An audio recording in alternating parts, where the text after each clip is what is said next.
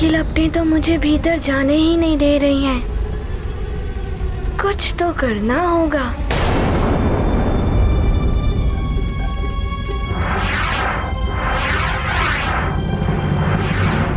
ये वायु की गति इतनी तीव्र कैसे हो गई?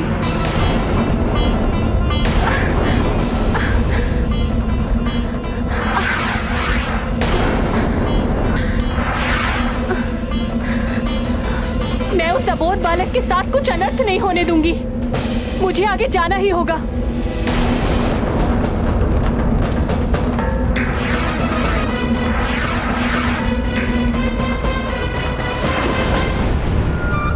ये क्या? ऋषिवर तो अग्नि के मध्य में है। इस प्रकार तो नहीं जा पाऊंगा इस अग्नि के भीतर। पहले तो इन अग्नि की लपटों को ही शांत करना होगा।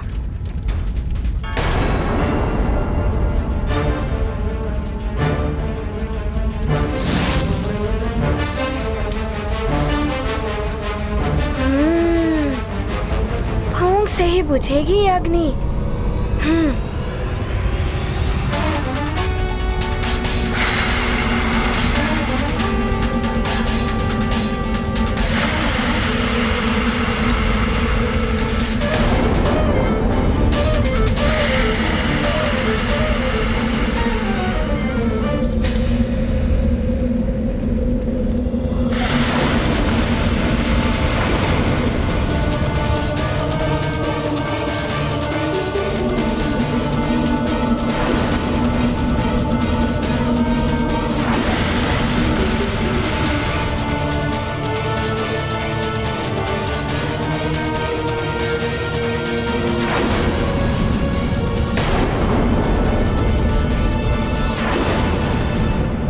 ये हनुमान क्या कर रहे हैं? ये तो घोर अनर्थ कर बैठेंगे।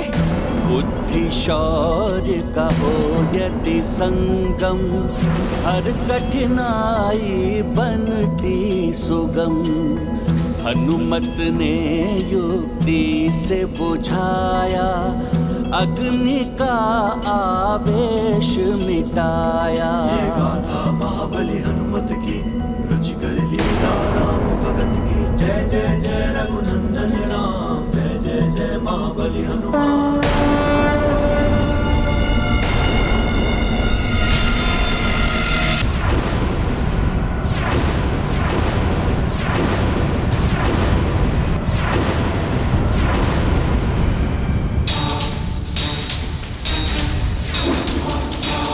कहीं ऐसा तो नहीं मैंने ऋषिवर के तप में विघ्न उत्पन्न कर दिया हो? ये गाथा महाबली हनुमत की, रुचिकर लीला राम भगत की। जय जय जय रघुनंदन राम, जय जय जय महाबली हनुमान।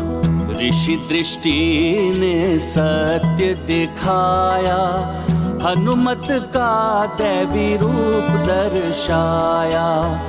दिव्य कवच कुंडल से सज्जित, इंद्र की माला से मंडित। यक्षराज कड़ा करता धारण, यह बालक है असाधारण। देव छवि का प्रभाव हुआ, ऋषि मुख से कोप मिटा। ये गाथा महाबली हनुमत की, रुचिकर लीला राम भगत की। जय जय जय रघुनंदन राम, जय जय जय महाबली। दिव्य कुंडल कवच, इंद्र की माला, यक्ष का कंगन, हनुमान, दिव्य बालक हनुमान।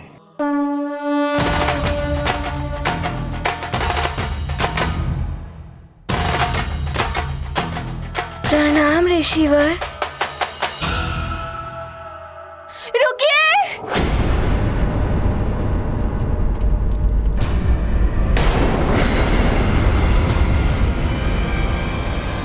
अरे इनके वस्त्रों ने तो अग्नि पकड़ ली है।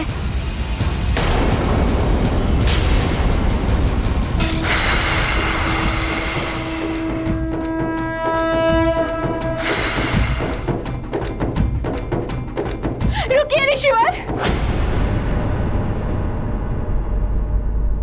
ऋषिवर, ये हनुमान है। इसे ज्ञात नहीं था कि आप तप में लीन हैं। कृपया करके इसे तप में विघ्न डालने के लिए श्राप न दे। अबोध बालक है ये। शांता, मेरा तप तो पूर्ण हो ही चुका था, किंतु गहन ध्यान में लीन होने के कारण मैं सुप्त अवस्था में चला गया। वो तो अच्छा हुआ कि हनुमान समय पर आकर मुझे सुप्त अवस्था से बाहर निकाल लिया। अच्छा हुआ, अन्यथा मैं तो भयभीत ही हो गई थी। भयभीत होने की आवश्यकता नहीं, मैं इन्हें कोई श्राप नहीं देने वाला, परंतु मैं इन्हें वो भी नहीं दे सकता जिसके लिए ये यहां पर आए हैं।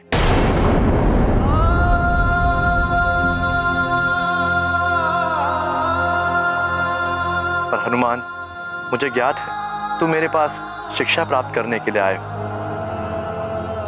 तुम मुझे अपना गुरु बनाना चाहते हो। हाँ ऋषिवर, मुझे अपना शिष्य बना लीजिए ना। अपने चरणों में मुझे स्थान दे दीजिए।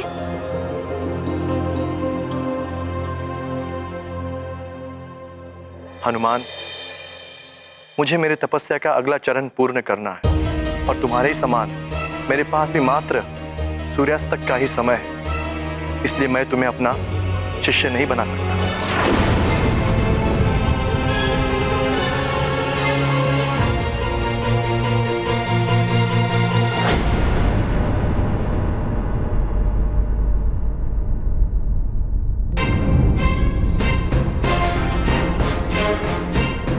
सूर्यास्त से पूर्व हनुमान को उसके गुरु मिल जाएंगे ना?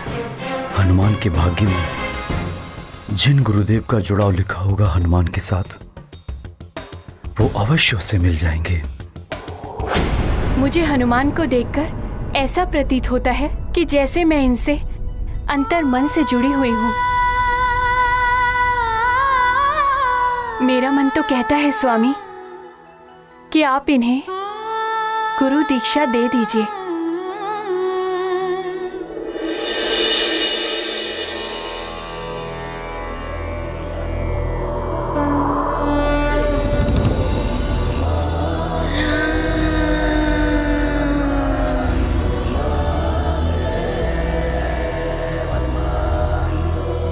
हनुमान के साथ तुम्हारे जुड़ाव का आभास है मुझे शांत,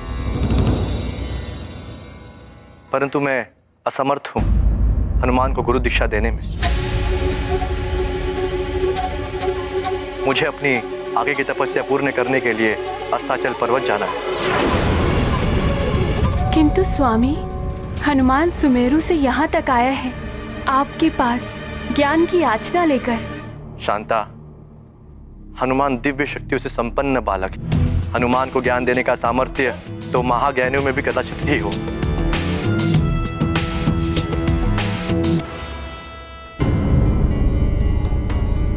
फिर भी हनुमान, मुझे लगता है कि सप्त ऋषिगण मान जाए तो अवश्य वो सब मिलकर तुम्हें ज्ञान दे सकते हैं।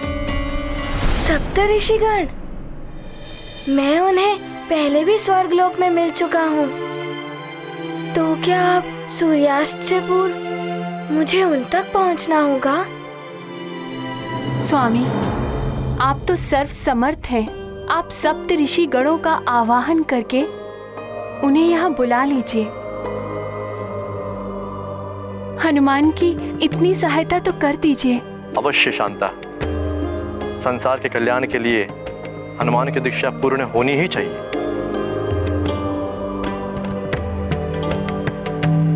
हे संसार के नियंता, सप्त ऋषिगण प्रकट हो।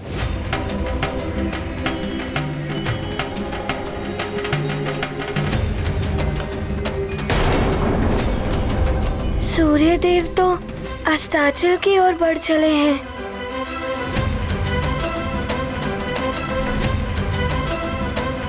धीरज धरो हनुमान, ऋषिवर तुम्हारे कल्याण के लिए अवश्य कुछ करेंगे।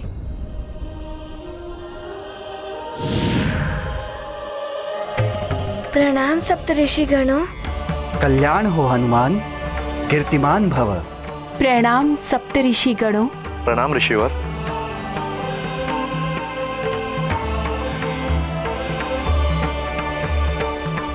ये तो 5 ऋषि ही हैं। हनुमान, जिन्हें आप ढूंढ रहे हैं ना, ऋषिवर अत्रि और ऋषिवर पुलह, वे तपस्या में लीन हैं, इसलिए नहीं आ सके। क्षमा करें ऋषिगणों, मैंने आप सभी का आह्वान इसीलिए किया कि आप सब मिलकर हनुमान को शिक्षा प्रदान करें। ऋषिवर श्रृंगी, यदि हम सातों ऋषि मिलकर हनुमान को दीक्षा देते तो यह दीक्षा संभव हो जाती, परंतु अन्य 2 ऋषियों के लिए यह संभव नहीं।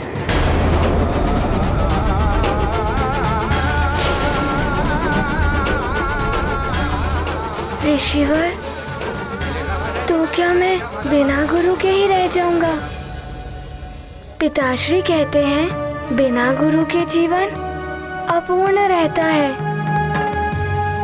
अब तो सूर्यास्त की बेला भी निकट आ रही है। ऋषिवर श्रृंगी, जब आपने और ऋषिवर मतंग ने असमर्थता प्रकट कर दी है, तो इसके पीछे अवश्य ही कोई रहस्य रहा होगा। अवश्य ही हनुमान के भाग्य में कुछ विशेष लिखा होगा। ऋषिवर, यह कारण तो नहीं हुआ है। तो आप ही बताइए ऋषिवर, क्या हो सकता है इसका कारण? आप तो यह जान ही गए हैं कि हनुमान रुद्रांश है, अतः उनके लिए योग्य गुरु तो वही हो सकते हैं जिनके पास त्रिदेवों का संपूर्ण ज्ञान हो, और ऐसे विपुल ज्ञान का कोश तो मात्र उन्हीं के पास है जो अपनी सहस्त्रों सहस्त्र रश्मियों से संपूर्ण संसार को प्रकाशित करते हैं। सबको अपनी ऊर्जा से जीवन देने वाले सूर्यदेव ही समस्त ज्ञान के भंडार हैं।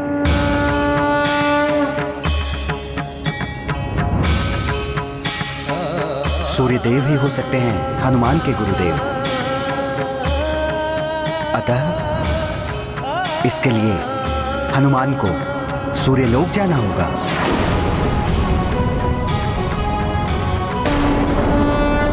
पंच ऋषियों ने किया विमर्श, हनुमत हैं रुद्र के अंश, जिनमें निहित त्रिदेव का ज्ञान, उनसे पाए शिक्षा हनुमान।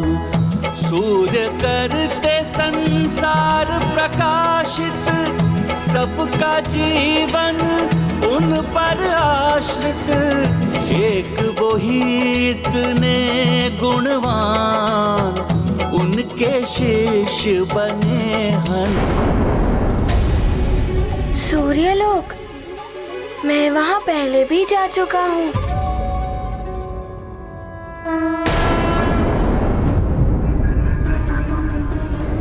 किंतु सूर्य तो अस्त होने ही वाला है।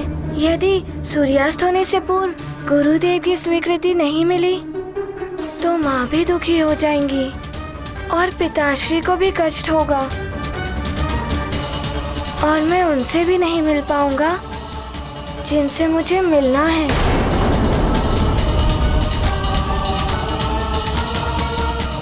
मुझे शीघ्र जाने की अनुमति दें।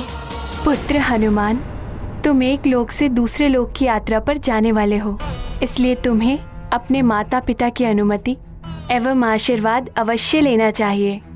हाँ हनुमान, अपने बड़ों का आशीर्वाद लेने से बड़े बड़े कार्य संपन्न हो जाते हैं। और इसीलिए भी आवश्यक है हनुमान कि हर माता पिता को ये पूर्ण अधिकार है कि उसकी संतान, पुत्र हो या पुत्री, कहाँ है, कहाँ जाने वाली है, इसके बारे में संपूर्ण जानकारी उन्हें होनी ही चाहिए। अब शीघ्र जाओ पुत्र, सूर्यास्त के पूर्व तुम्हें ये सब कार्य करने हैं। आप सबके चरणों में मेरा नमन। कल्याण हो।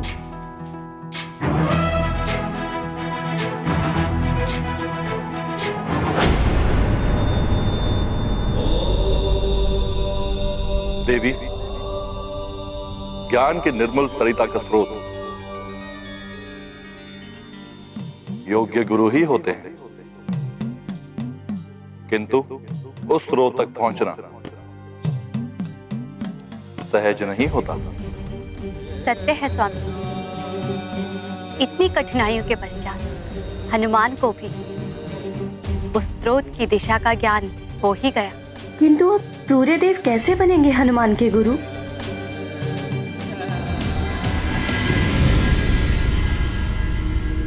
सूर्यास्त होने में अब अधिक समय नहीं बचा। न जाने क्या हुआ होगा।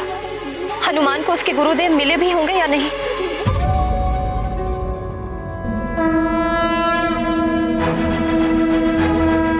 वो देखो अंजना, हमारा पुत्र हनुमान आ रहा है।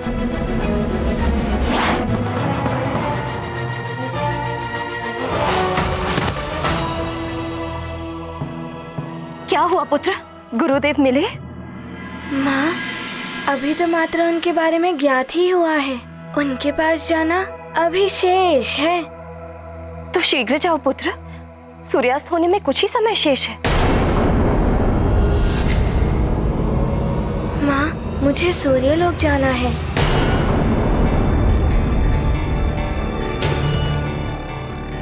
क्या? सूर्यलोक? हाँ माँ।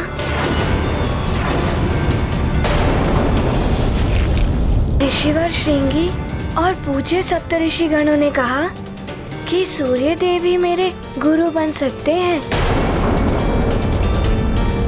और इसीलिए मैं आप दोनों से अनुमति लेने आया हूँ। आप दोनों की अनुमति और आशीर्वाद के बिना मैं कैसे सूर्यलोक जा सकता हूँ? नहीं, सूर्यलोक नहीं। मैं तुम्हें सूर्यलोक नहीं जाने दूंगी। ये क्या कह रही हो अंजना? हनुमान के योग गुरु पाने का योग मात्र सूर्यास्त तक ही है। सूर्यलोक जितना दूर है उतनी ही कठिन वहां की यात्रा। मैं इसे इतनी दूर नहीं भेजूंगी। इसके पूर्व भी जब भी ये सूर्यलोक गया है, इस पर घोर संकट आया है।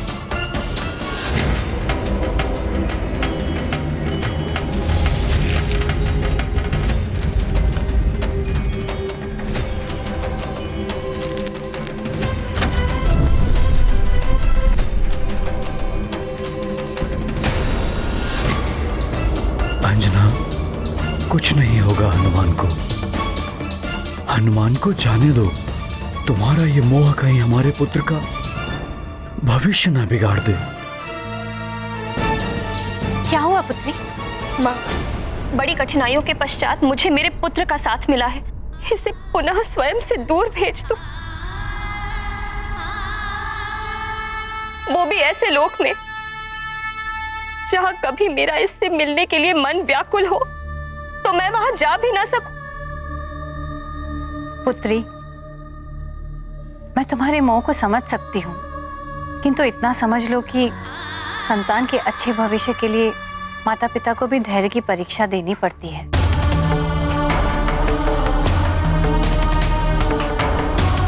क्या तुम चाहती हो कि हनुमान बिना गुरु के रह जाए? बिना गुरु के जीवन अपूर्ण रह जाता है महारानी जी। मोह छोड़ दो अंजना, हनुमान को जाने दो। सूर्यास्त होने वाला है। मैं इसे सूर्यलोक नहीं जाने दूं। माँ की ममता होती ही ऐसी है द्वारकाधीश। किंतु संतान का भविष्य सर्वोपरि होता है माता पिता के लिए। उनका ये नैतिक कर्तव्य है कि उचित समय पर संतान की योग्यता और क्षमता को ध्यान में रखकर उसके लिए योग्य गुरु को ढूंढें और उनसे संतान को समुचित शिक्षा दीक्षा प्राप्त करने की व्यवस्था करें।